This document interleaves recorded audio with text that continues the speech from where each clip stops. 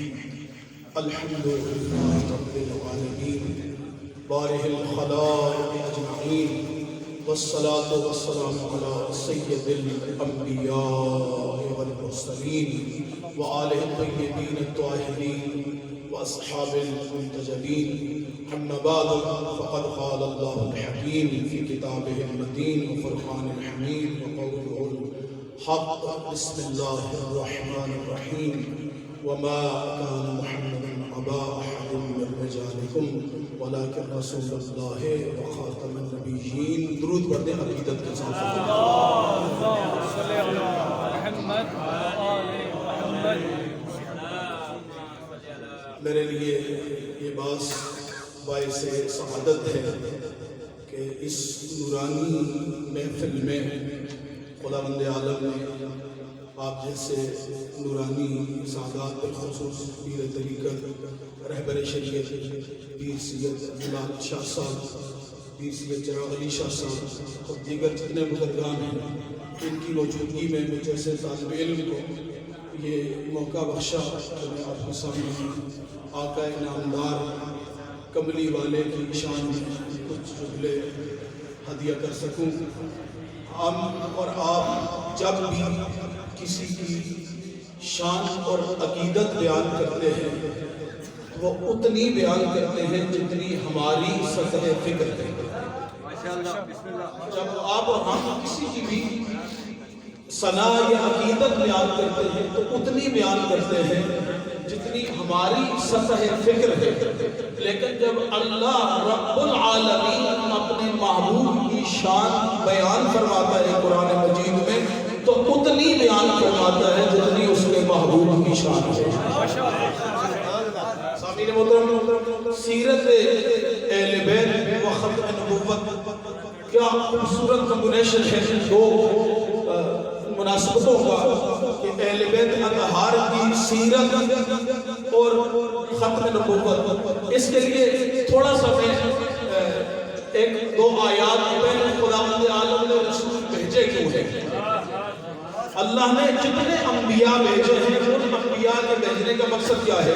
مجھے احساس ہے بہت سارے احباب یہاں پر خطاب کرنے کے لیے یا سراخانی بارگاہ رسالت معاد میں پیش کرنے کے لیے تشریف فرما ہے. میں وقت کا احساس کرتے ہوئے کوشش کرتا ہوں انتہائی اختصار کے ساتھ خلاصہ کر کے آپ کی سماعت کو چند جملے ہدیہ کر کے اپنی آپ کی زحمت تمام کروں گا. خداوند عالم نے سورہ مبارکہ الحدید میں ارشاد فرمایا بسم اللہ الرحمن الرحیم وَلَقَدْ أَرْسَلْنَا رُسُلَنَا بِالْبَيِّنَاتِ وَأَنزَلْنَا مَعَهُمُ الْكِتَابَ وَالْمِيزَانَ لِيَقُومَ النَّاسُ بِالْقِسْطِ. خداوند عالم نے ارشاد فرمایا پہلے میں نے جو نبی بھیجے ہیں ان نبیوں کی آنے کا مقصد تمہارے پاس ہونا چاہیے. میں نے نبی بھیجے کیوں ہیں؟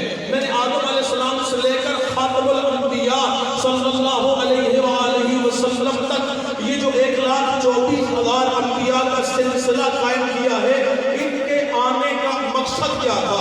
فرمایا وَلَقَدْ أَرْسَلْنَا رُسُلَنَا بِالْبَيِّنَاتِ. میں نے جتنے بھی رسول بھیجے ہیں ان سب کو معجزات اور روشن نشانیاں دے کر بھیجا ہے. وَأَنزَلْنَا مَعَهُمُ الْكِتَابَ وَالْمِيزَانَ. اور فقط معجزے ہی نہیں دیے، نشانیاں ہی نہیں دی بلکہ ان کے ساتھ ایک کتاب بھی دی ہے، ایک ترازو بھی دیا ہے. کس لیے؟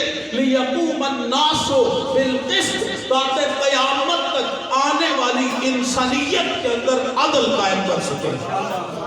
یعنی خداوند عالم نے انبیاء کو اس لیے مبعوث فرمایا کہ وہ اس انسانیت میں، اس ظلم و جور سے بری ہوئی انسانیت میں عدل و انصاف قائم کر سکیں. اور خدا کی قسم آج بعض اوقات جب اپنے اوپر ہم غور کرتے ہیں، ہم جب کلمہ پڑھنے والے اپنے اوپر غور کرتے ہیں تو بعض اوقات خود اپنا سر شرم سے جھک جاتا ہے.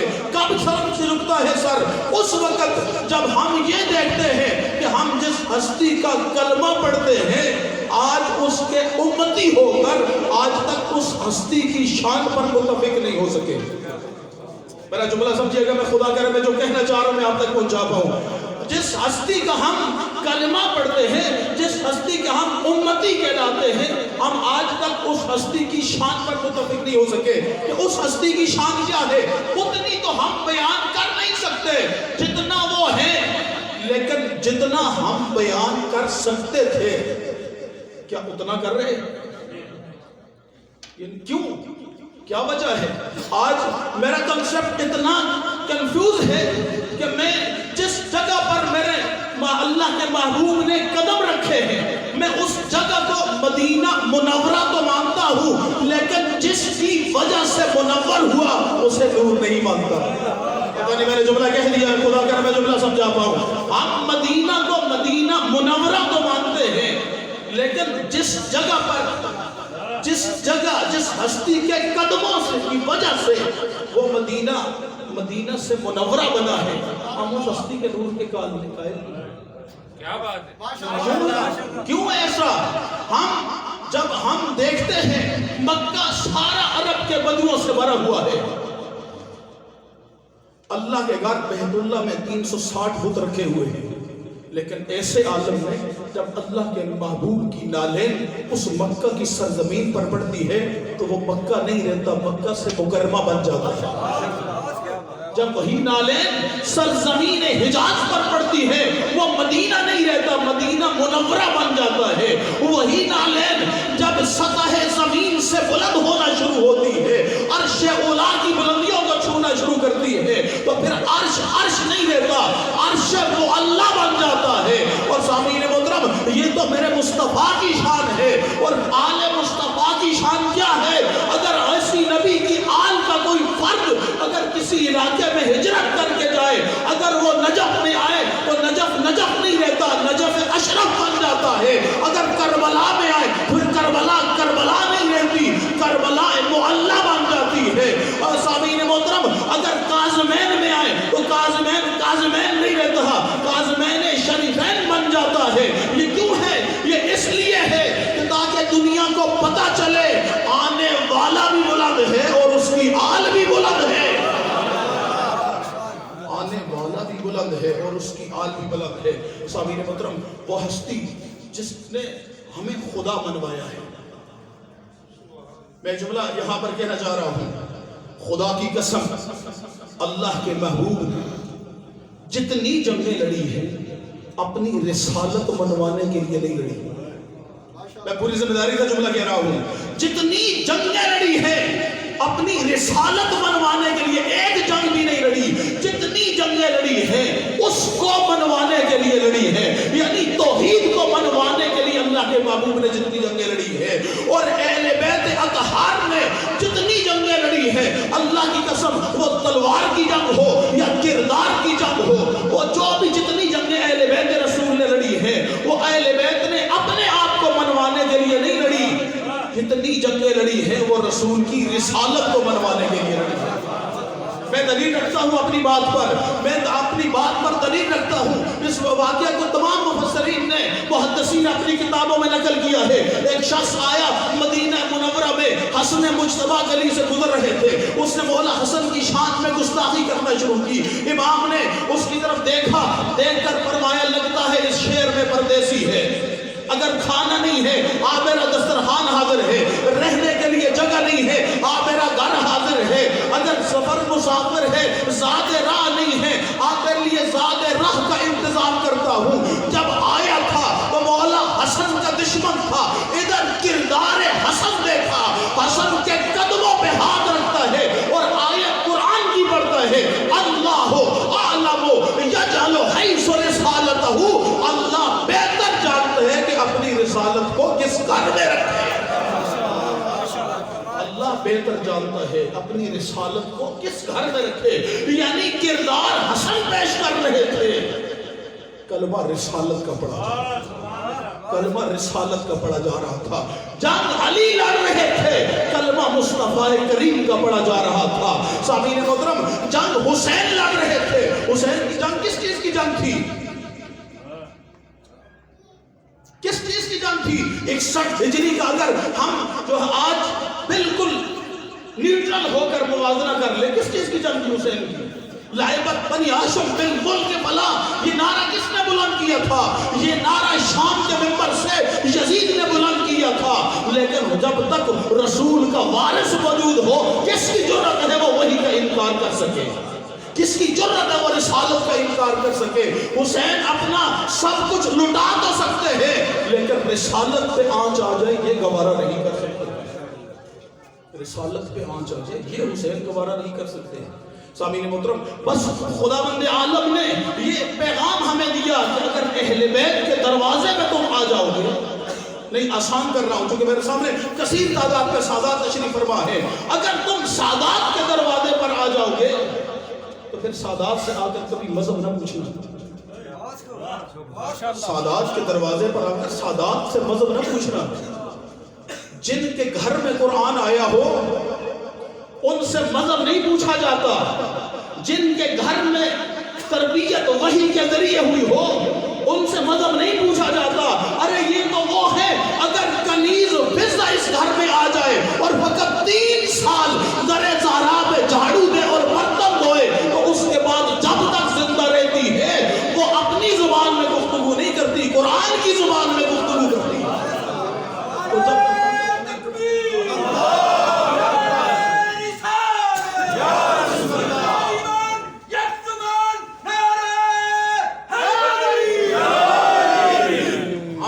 آج تک اس بات کا کنفیوز ہے کہ ہم رسول اللہ کو نور مانے یا نہ مانے.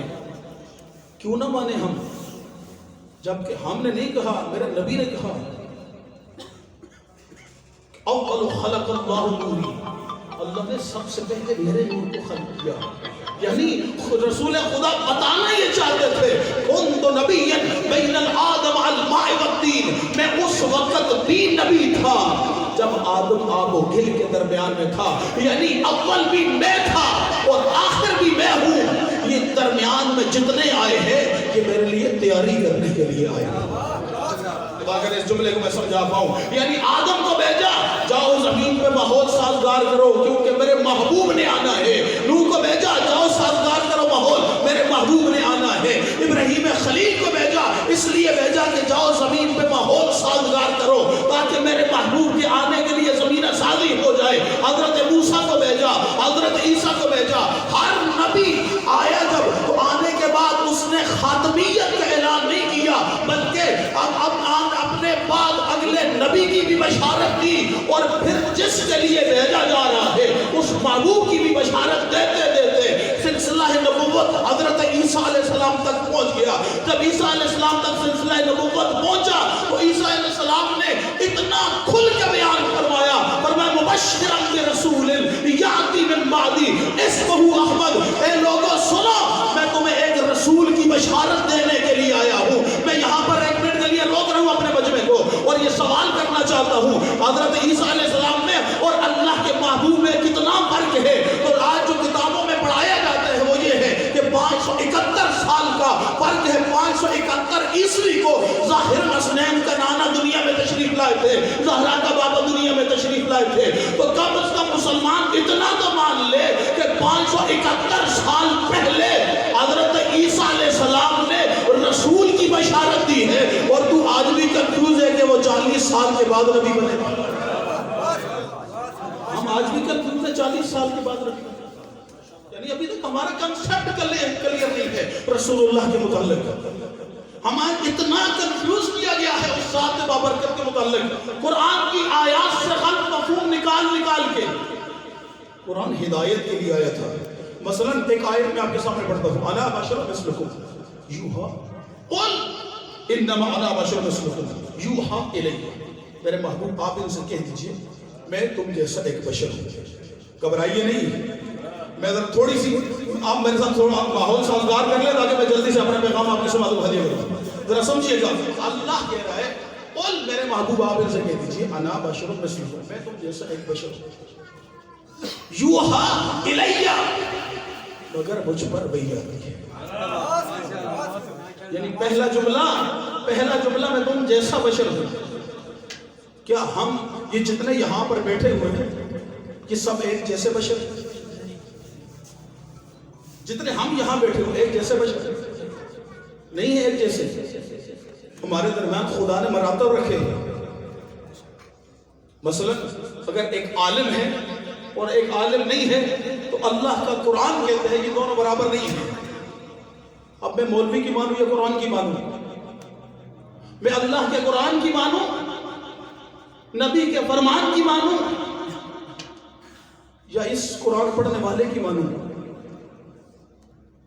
جب قرآن خود کہہ رہا ہے کہ عالم اور جاہل برابر نہیں، تو پھر میں کس کو افضل مانوں، کس کو مفضول مانوں؟ ظاہراً اگر میں اہل قرآن ہوں تو پھر مجھے عالم کو افضل ماننا ہے اور جاہل کو مفضول ماننا ہے۔ اگر میں ایسا نہیں کرتا تو میں عدل کے خلاف ہوں۔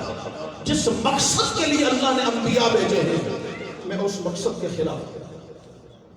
عدل فقط یہ نہیں ہے کہ جو ہے کسی کی جو ہے اگر کسی کے دوسرے کے اوپر ظلم کیا ہے تو اس کے ظلم کا بدلہ دے دیا جائے، اگر کسی نے قتل کیا تو اس کے بدلے میں اس کو قتل کر دیجیے، یہ عدل نہیں ہے۔ اگر ماننے میں بھی عدل، چلنے میں بھی عدل، بولنے میں بھی عدل، اٹھنے میں بھی عدل، بیٹھنے میں بھی عدل، حفظ مراتب میں بھی عدل، یعنی تم جس پہلو سے زندگی گزارنا چاہتے ہو ہر پہلو میں تمہارے عدل و انصاف ہونا چاہیے۔ انبیاء کی بعثت کا مقصد ہے۔ جب رسول خدا نے کہا انا بشر مثلکم، میں تم جیسے ایک بشر ہوں، اب بشر کا لفظ بہت وسیع تھا۔ مثلا اگر میں جملہ کہتا ہوں کہ اس کائنات میں بہت سارے موجودات ہیں جو وجود رکھتے ہیں، مثلا جتنے بھی جمادات ہیں وجود رکھتے ہیں، نباتات ہیں وجود رکھتے ہیں، حیوانات ہیں وجود رکھتے ہیں۔ اب اس نباتات موضوع ہے ایک موضوع، جمادات ہے ایک موضوع، حیوانات ہے ایک موضوع، اور انسان ہے ایک موضوع، لیکن ان میں لفظ مشترک کیا ہے؟ وجود رکھتے ہیں۔ ذرا اس جملے میں توجہ فرمائیے گا۔ نعرہ تکبیر، نعرہ رسالت، نعرہ، میں جملے کو ذرا سماعت فرمائیے گا، تھوڑا سا محفل میں رہیے گا تاکہ میں اپنی گفتگو کو مختصر کر سکوں۔ سامعین محترم، یعنی میں جملہ یہ کہا ہے اس کائنات میں جمادات وجود رکھتے ہیں، نباتات وجود رکھتے ہیں، حیوانات وجود رکھتے ہیں، انسان وجود رکھتے ہیں، لیکن جمادات سے بالا تر ہیں نباتات، اس لیے کہ پتھروں کے درمیان سے شجر اگتے ہیں، یعنی پتھر شجر کو استعمال نہیں کر سکتے، پتھر شجر پہ حق کے تصرف نہیں رکھتے، لیکن شجر جو ہے وہ جمادات پر حق کے تصرف رکھتا ہے۔ اچھا آگے بڑھیے، یہ جو نباتات ہیں ان پر حیوانات حق کے تصرف رکھتے ہیں، یعنی تمام کے تمام حیوانات کیا کرتے ہیں؟ وہ نباتات کو استعمال کرتے ہیں، لیکن نباتات حیوانات کو استعمال نہیں کرتے۔ اسی طرح جتنے بھی بشر ہیں کائنات کے وہ جمادات پر بھی حق کے تصرف رکھتے ہیں۔ ذرا اس جملے کا لطف لیجئے گا، وہ جمادات پر بھی حق کے تصرف رکھتے ہیں، وہ نباتات پر بھی حق کے تصرف رکھتے ہیں، وہ حیوانات پر بھی حق کے تصرف رکھتے ہیں۔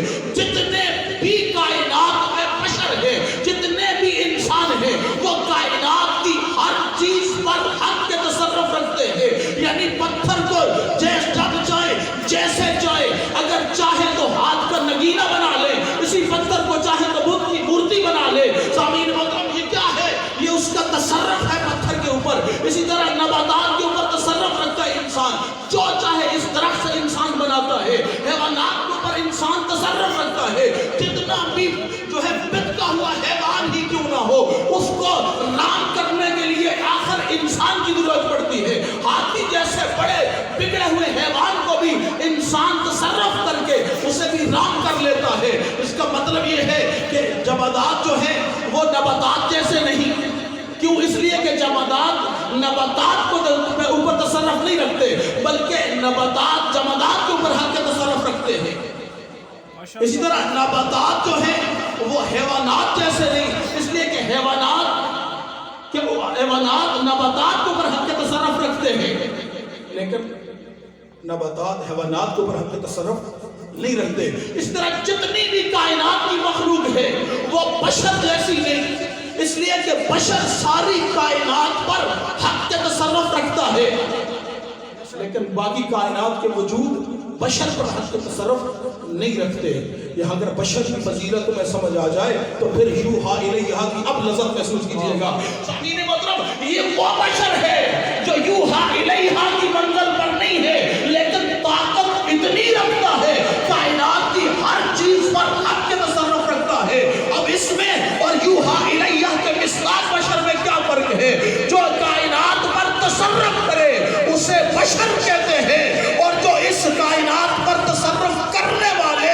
مشرف کرے اسے صاحب وہی بشر کے لئے. النبی اولا بالمؤمنین من انفسہم. قرآن نے یہی تو کہا ہے کہ نبی وہ ہوتا ہے جو مومنین پر ان کے نفسوں سے زیادہ حق رکھتا ہے. یعنی تم کائنات کی ہر چیز پر حق تصرف رکھتے ہو اور نبی وہ ہے جو تمہارے اوپر حق تصرف رکھتا ہے. اگر تم اپنی مرضی سے اپنی گردن کاٹو تو خودکشی ہے اور نبی حکم دے دیں اور نہ کاٹو تو حرام ہے. اس کو تصرف کہتے ہیں, اس کو تصرف کہتے ہیں. یعنی اب یہاں معلوم ہوا کہ ہر بشر ایک جیسا نہیں. جب اللہ نے یوحا الیہ کی قید لگا دی تو پھر اس بشر کی ضرورت کیوں پیش آئی؟ اس بشر کی ضرورت کیوں پیش آئی؟ اللہ نور السماوات والارض. قرآن کی آیت ہے اللہ کائنات کا نور ہے, آپ اور میں بشر ہیں. اللہ ہے کائنات کا نور, آپ اور میں ہیں بشر. اب ہم آپ کے اور اللہ کے درمیان ایک ایسا واسطہ ہو جو ادھر سے لے سکے آپ کو دے سکے. خدا کرے میں سمجھا پاؤں. ادھر سے لے بھی سکتا ہو آپ کو دے بھی سکتا ہو. لینے کے لیے وجود نوری کی ضرورت ہے, دینے کے لیے وجود بشری کی ضرورت ہے. کیوں؟ اس لیے کہ قرآن مجید میں ایک فرشتہ, ایک نوری فرشتہ بشر بن کے ایک طاہرہ بی بی کے پاس آیا تھا. جملہ توجہ, ایک نوری فرشتہ بشر بن کے ایک طاہرہ مطہرہ بی بی کے پاس آیا تھا. اس نے دیکھتے ہی کہا تھا تو کون ہے؟ اس نے کہا میں اللہ نے مجھے رسول بنا کر اور بشر کی شکل میں بھیجا ہے. ارے جب مریم جیسی طاہرہ بی بی نوری فرشتے کو بشری لباس میں نہیں پہچان سکی تو تم اور میں کملی والے کو کیسے پہچان سکتے؟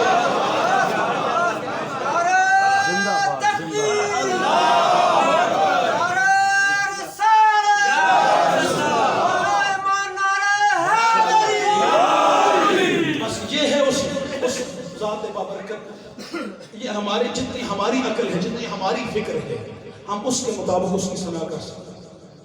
جتنا قرآن کی آیتیں ساتھ ہیں اتنا اس کی ثنا ہستی کی ثنا کر سکتے ہیں.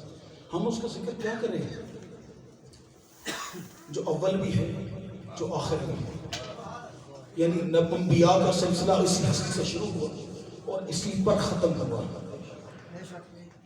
اور پھر جب خاتمیت کا اعلان کیا تو کس انداز میں؟ ما کان محمد ابا احد من رجالکم, یہ محمد تم میں سے کسی کے باپ, کسی مرد کے باپ نہیں ہے. یعنی اس کا مطلب ہے کوئی ایسی خاتون ہے جن کے باپ ہیں, مرد کے باپ نہیں ہے لیکن خاتون کوئی ہے. مسلمان یہاں اس خاتون کو اگر ہم پہچان لیتے تو اتنا بھی کتابوں میں لکھا تھا ان اللہ یرضی لرضا فاطمہ و یغضب لغضب فاطمہ. بتحقیق اللہ راضی ہوتا ہے اس انسان پر جس میں فاطمہ راضی ہوتا ہے. ہم جھگڑے نہیں کر بناتے, ہم جھگڑوں کو ختم کرتے. بس اپنی زندگی میں نبی کے بعد اگر کسی کی مرضی حاصل کرنی ہے تو نبی کے کہنے پر سیدہ کی مرضی, رسول کی بیٹی تم پہ راضی ہو جائے. جس پہ رسول کی بیٹی راضی ہو گئی اس کی دنیا بھی کامیاب ہے, اس کی آخرت بھی کامیاب ہے. فرمایا اس کے بعد وخاتم النبیین, اس خاتمہ کی دو قراتیں کی گئی ہیں, ایک خاتم النبیین ہے ایک خاتم النبیین ہے. ماشاءاللہ دو قراتیں اس کی. میں 25 تفاسیر کو الحمدللہ مطالعہ کر کے میں آپ کے سامنے بیان کر رہا ہوں کیونکہ ہر حوالہ دینے کا وقت نہیں ہے. میں فقط اشارہ کروں گا اگر کسی میرے بھائی کو ان 25 تفاسیر کا حوالہ چاہیے ہو تو میں اسی منظرہ کا رہنے والا ہوں. آپ کسی بھی وقت جو ہے یہاں بہت سارے احباب مجھے جانتے ہیں, آپ مجھ سے حوالہ پوچھ سکتے ہیں انشاءاللہ. دو تفسیریں ہیں. ایک ہے خاتم النبیین جس کا مطلب یہ ہے کہ نبیوں کے جس دروازے سے نبوتیں آتی تھی اب حسنین کے نانا کے بعد اس دروازے پہ مہر لگی ہے, اب اور کوئی نہیں آئے. خاتم النبیین, نبیوں کو ختم کرنے والا, سلسلہ انبیاء کو ختم کرنے والا. ہر دو صورتوں میں اس کا مبہم معنی نہیں ہے. کوئی یہ نہیں کہہ سکتا کہ اس آیت کے 25 معنی ہیں یا اس آیت کے 26 معنی ہیں. نہیں, بس جس انداز سے بھی پڑھو گے تو میں پتہ چلے گا کہ حسنین کا نانا ہی اللہ کا آخری بات ہے. کیوں ہے؟ اس کے اوپر قرآن مجید نے بیش بہا دلائل بیان کیے ہیں. میں فقط ایک دلیل بیان کرتا ہوں. اللہ نے آدم علیہ السلام سے لے کر عیسیٰ علیہ السلام تک جتنے انبیاء بھیجے ہیں ہر نبی کو معجزہ بطور نبوت کی پہچان عطا کر کے بھیجا. یعنی حضرت موسیٰ علیہ السلام آئے, ان کا معجزہ کیا تھا؟ ایک عصا تھا. جب تک موسیٰ تھے اس وقت تک معجزہ تھا, لیکن جیسے ہی موسیٰ علیہ السلام کی نبوت ختم ہوئی معجزہ ختم. عیسیٰ علیہ السلام کی نبوت کا معجزہ کیا تھا؟ وہ مردے کو ٹھوکر مار کے بِإِذْنِ اللہ زندہ کرتے تھے, کوہنی کو بِإِذْنِ اللہ شفا دیتے تھے, اندھے کو بِإِذْنِ اللہ بینائی عطا کرتے تھے. مسلمان اتنا تو مان لے, اللہ نے اگر عیسیٰ جیسے نبی کو اتنی طاقت دی ہے تو اسنین کے نانا کو کتنی دی ہوگی. یہ قرآن ہے, یہ حدیث نہیں ہے. یعنی ہم کنسپٹ کلیئر نہیں کر پا رہے آج تک کہ اس ہستی کا مقام مرتبہ کیا ہے. یہ حضرت عیسیٰ علیہ السلام کا مقام اللہ بیان کر رہے ہیں نا, مردے کو ٹھوکر مار کے بِإِذْنِ اللہ. اگر کوئی کہے اپنی مرضی سے, یہ بھی جھوٹا ہے, اور کوئی یہ کہے کہ یہ بالکل بے اختیار ہے, وہ بھی جھوٹا ہے. نہیں, یہ سب کچھ کر سکتے ہیں بِإِذْنِ اللہ, اس کے اذن سے. اور یہاں پر بھی جملہ کہوں, آپ کی جاگتی ہوئی ملائی سے باتوں کی خدمت میں جملہ ہدیہ کر رہا ہوں. عیسیٰ علیہ السلام کو ہر کام کرنے سے پہلے ایک مرتبہ بِإِذْنِ اللہ کی ضرورت تھی. جو بھی معجزہ عیسیٰ علیہ السلام دکھاتے تھے, جا کر قرآن کی آیات 2 مقامات پر اللہ نے ذکر کیا ان معجزات کا. سورہ مبارکہ آل عمران میں تفصیلاً ذکر ہے, جا کر پڑھ لیجئے گا, میں فقط اشارہ کر رہا ہوں. عیسیٰ علیہ السلام نے جب بھی کوئی معجزہ دکھایا فوراً کہا بِإِذْنِ اللہ, بِإِذْنِ اللہ, بِإِذْنِ اللہ. لیکن اسنین کے نانا کے لیے اس طرح نہیں ہوا. ایک ہی مرتبہ قرآن مجید میں کہا بسم اللہ الرحمن الرحیم, اِنَّا أَرْسَلْنَاكَ شَاهِدًا وَمُبَشِّرًا وَنَذِيرًا وَدَاعِيًا إِلَى اللَّهِ بِإِذْنِهِ وَسِرَاجًا مُنِيرًا.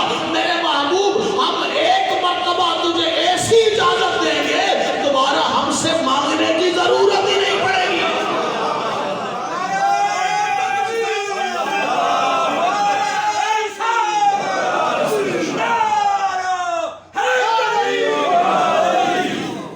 اللہ کا سمجھ رہا ہے. یہ عیسیٰ علیہ السلام کا مقام ہے, ہر چیز کے لیے ایک بِإِذْنِ اللہ. سامعین محترم, اب عیسیٰ علیہ السلام آخر ہمیں کیا بشارت دیتے ہیں؟ میں تمہیں ایک رسول کی بشارت دیتا ہوں. مبشرا برسول, میں تمہیں ایک رسول کی بشارت دیتا ہوں.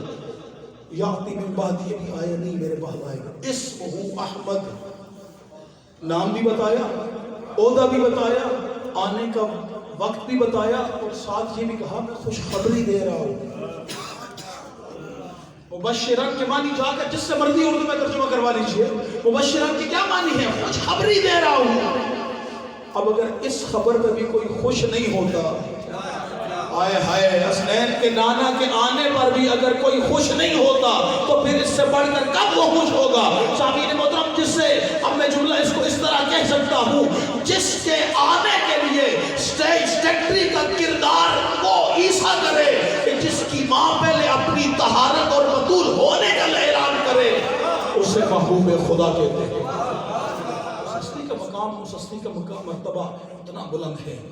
وہ ہستی جس کی خاتمیت دین کی ضرورت ہے. یعنی اگر رسول خدا کی خاتمیت پر ایمان نہ لائیں, اور یہ خدا کا شکر ہے امت مسلمہ کا یہ مشترک عقیدہ ہے, کسی ایک نقطے پہ اگر امت اکٹھی ہوئی ہے تو یہ واحد نقطہ ہے جہاں پر آ کر ساری امت اکٹھی ہے, وہ خاتم النبیین ہے. ان کے بعد اب کوئی نبی نہیں آئے گا. اس کا قرآن نے اعلان کیا. جملہ کہہ رہا تھا ہر نبی جب آیا تو معجزہ ساتھ لے کر آیا, لیکن جب تک نبی رہا معجزہ رہا. ایک بات پہ امت مسلمہ یہاں پر بھی متفق ہے کہ اللہ کے محبوب کے سب سے بڑے معجزے کا نام قرآن ہے. پتہ نہیں میں جملہ سمجھا پایا یا نہیں؟ اللہ کے محبوب کے سب سے بڑے معجزے کا نام قرآن ہے. اس بات یہ علماء نے لکھا ہے اپنی کتابوں میں کہ اللہ کے محبوب کو 4444 معجزات اللہ نے عطا کیے تھے اپنے محبوب کو. ان میں سے 2 معجزے وہ تھے جو اس وقت کے عرب بدو معاشرے کی ضرورت تھی. عربوں کے اندر 2 ہی چیزیں تھیں, یاد رکھیے, معجزہ وقت اور علاقے کی ضرورت کے مطابق دیا جاتا ہے. موسیٰ علیہ السلام کے زمانے میں جادوگری عروج پر تھی تو موسیٰ کو جادوگروں کے توڑ کا عیسیٰ علیہ السلام کے زمانے میں حکمت عروج پر تھی تو حکیموں کے توڑ کا معجزہ عطا کیا، لیکن محمد رسول اللہ کے زمانے میں دو چیزیں اپنے عروج پر تھی. ایک چیز علم و ادب تھا، یعنی عربی ادب اپنی عروج پر تھا، اور دوسرا عربوں کے اندر جنگ و جدل اپنے عروج پر تھا. اللہ نے اپنے محبوب کو ناقابل تسخیر دو معجزے دیے. ایک معجزہ علم و ادب کے مقابلے میں قرآن کی صورت میں دیا، اور تلوار کے مقابلے میں علی کی صورت میں دیا.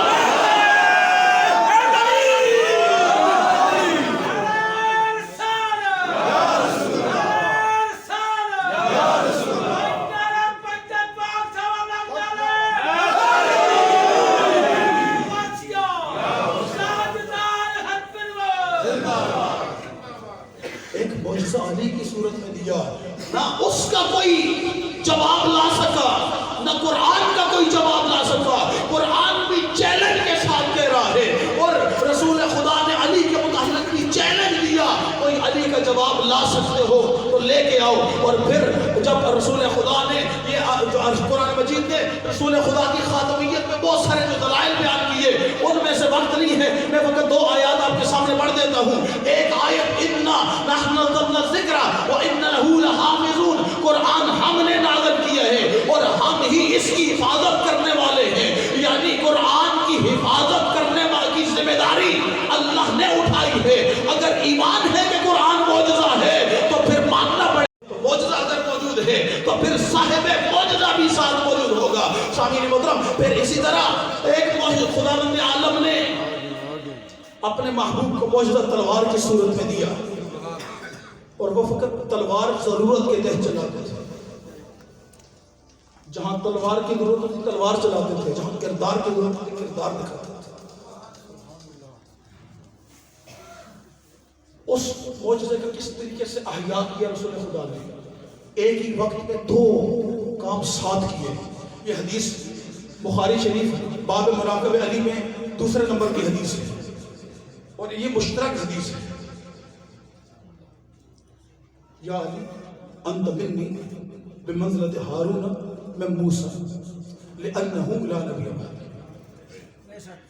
اے علی آپ کی مثال میرے ساتھ ایسے ہے جیسے موسیٰ کی ہارون کے ساتھ تھی. بس فرق اتنا ہے کہ موسیٰ کے بعد ہارون نے نبی بننا تھا، موسیٰ کے بعد ہارون نے نبی بننا تھا، لیکن میرے بعد آپ نبی نہیں بن سکتے. کتنے کام ہیں حضرت موسیٰ علیہ السلام کے ساتھ ہارون کے. جا کر سورہ مبارکہ طٰہٰ کی آیت پڑھ لیجئے، آیات پڑھ لیجئے گا. رب اشرح لی صدری ویسر لی امری واحلل عقدۃ من لسانی یفقهوا قولی واجعل لی وزیرا من اہلی، واجعل لی وزیرا من اہلی ہارون اخی واشرک لی امری. آیات ہیں، حدیثیں نہیں ہیں. جا کر ان کو ذرا مقایسہ کر لیجئے گا، اور پھر اس حدیث کی روشنی میں ان حدیث کا ساتھ ملا کر ان آیات کو تولیے گا کہ رسول خدا کہنا کیا چاہتے تھے. اے علی تو میرے بعد سب کچھ ہے لیکن نبی نہیں ہے. انہو لا نبی بعدی، اس لیے کہ میرے بعد اب کسی نبی نے نہیں آنا. میں نے کہا یا رسول اللہ، یہ آپ علی کا جو اعلان کر رہے ہیں کہ میرے بعد نبی نہیں آنا، کیوں؟ کہا اس لیے کہ اگرچہ معاشرے میں نبوت کا سلسلہ تو ختم ہو چکا ہے، وحی کا تسلسل تو ختم ہو چکا ہے، کسی اور نبی نے تو نہیں آنا، لیکن معاشرے کو عدل کی ضرورت تو پھر بھی رہے گی. عدل کی ضرورت تو رہے گی. اب عدل کی ضرورت کو پورا کرنے کے لیے اللہ کے محبوب نے یہ اعلان کیا کہ میری مسند پہ تو بیٹھے گا علی، اور جس طرح میں عدالت کرتا تھا ویسے ہی تو عدالت کرے گا. پھر بھی سمجھ نہیں آئی. پھر میرے نبی نے کہا انی تارک فیک مستقلین کتاب اللہ و عطرت اہل بیتی، میں تمہارے درمیان بطور میراث، بطور ترکہ دو چیزیں چھوڑ کے جا رہا ہوں. یعنی ترکہ جانے والا چھوڑ کے جاتا ہے، اور یہ ترکہ بتا رہا ہے کہ جب تک ترکہ موجود ہے کسی اور کی ضرورت نہیں ہے. کتاب بھی ہے اور اہل بیت کا فرق بھی ہے. کتاب و فطرت کو تمہارے درمیان چھوڑ کے جا رہا ہوں. یعنی جھگڑا تو ہے ہی نہیں، نفرت تو اسلام میں ہے ہی نہیں. اللہ کے محبوب نے نفرتوں کے سارے دروازے بند کیے ہیں. اب جو بھی امت کے اندر نفرت پیدا کرتا ہے اس کا مطلب ہے وہ امت کا اور نبی کا حمایتی نہیں, وہ اپنے پیٹ کا پجاری ہے. کتنے خوبصورت انداز میں کہا ترکہ چھوڑ کے جا رہا ہوں. اب ترکہ قرآن ہے, سب کے پاس ہے, سب کا ایمان ہے کہ یہ وہی قرآن ہے جو اللہ نے لوح محفوظ پر اتارا ہے, وہاں سے جبرائیل امین لے کر آئے ہیں. اللہ کے محبوب کے قلب اطہر پر جبرائیل امین نے اتارا ہے, اور اللہ کے محبوب کے قلب سے لسان مصطفیٰ کے ذریعے آپ نے اور میں نے سنا ہے. یہی ایمان ہے ہم سب کا. لسان, یہ قرآن پر ایمان اس لیے ہے نا کہ لسان مصطفیٰ سے نکلا, زبان مصطفیٰ سے. خداوند عالم نے یہ احسان کیا ہمارے اوپر, یہ اس نے مہربانی فرمائی ہمارے اوپر کہ اس نے رسول خدا کا ترکہ ہمارے درمیان چھوڑ دیا. اب قرآن سب کا ایمان ہے باقی ہے تو پھر مسلمان اتنا بھی ماننا پڑے گا, اگر قرآن باقی ہے تو ترکہ ایک نہیں چھوڑا, ترکے دو چھوڑے ہیں. ایک قرآن ہے, دوسری اطرت ہے. اگر قرآن ہے تو کوئی نہ کوئی اطرت کا بھی فرد اس کے ساتھ ہوگا. اگر آج قرآن ہے تو قرآن کے ساتھ کوئی نہ کوئی اطرت کا فرق بھی اس کے ساتھ ہوگا. اور اس بات پہ بھی ملت مسلمہ آپس میں اختلاف نہیں رکھتی, بس اتنا فرق ہے, اتنا اختلاف ہے, اتنا اختلاف ہے کہ بعض کہتے ہیں حضرت امام مہدی پیدا ہو چکے اور بعض کہتے ہیں پیدا ہو گئے. میں اس بیس پہ نہیں پڑھتا کیونکہ ہر ایک بندے کا اپنا عقیدہ ہے, وہ پیدا ہو چکے ہیں. لیکن اس بات پہ پوری امت متفق ہے کہ مہدی کے بغیر گزارا کسی کا نہیں. جملہ میں نے کہہ دیا ہے, خدا کرے میں, یعنی اس بات پہ تو امت متفق ہے کہ مہدی کے بغیر گزارا نہیں ہے. کیوں؟ اس لیے کہ میرے نبی نے اپنی پاکیزہ اور طاہر و مطہر زبان سے یہ اعلان فرمایا تھا, اس کا نام میرے نام پر ہوگا, اس کی کنیت میری کنیت پر ہوگی, اور اس کا کام کیا ہوگا؟ کما بلیات ظلم و جور, ظلم و جور کا خاتمہ کرے گا. قسط و عدلہ, اور زمین کو عدل انصاف سے بھرے گا. کما بلیات ظلم و جورا, جیسے یہ زمین ظلم و جور سے بھر چکی ہوگی. یعنی انبیاء کی محنتوں کے صبر کو نتیجے کا نام مہدی ہے. جتنے انبیاء اللہ نے بھیجے, میں پہلی آیت جو آپ کے سامنے تلاوت کی, لقد ارسلنا رسلنا بالبینات وانزلنا معهم الکتاب والمیزان لیقوم الناس بالقسط. اللہ نے انبیاء کے بھیجنے کا 1 پوائنٹ ایجنڈا بیان فرمایا, وہ ہے زمین پر عدل کا جو ہے قائم کرنا.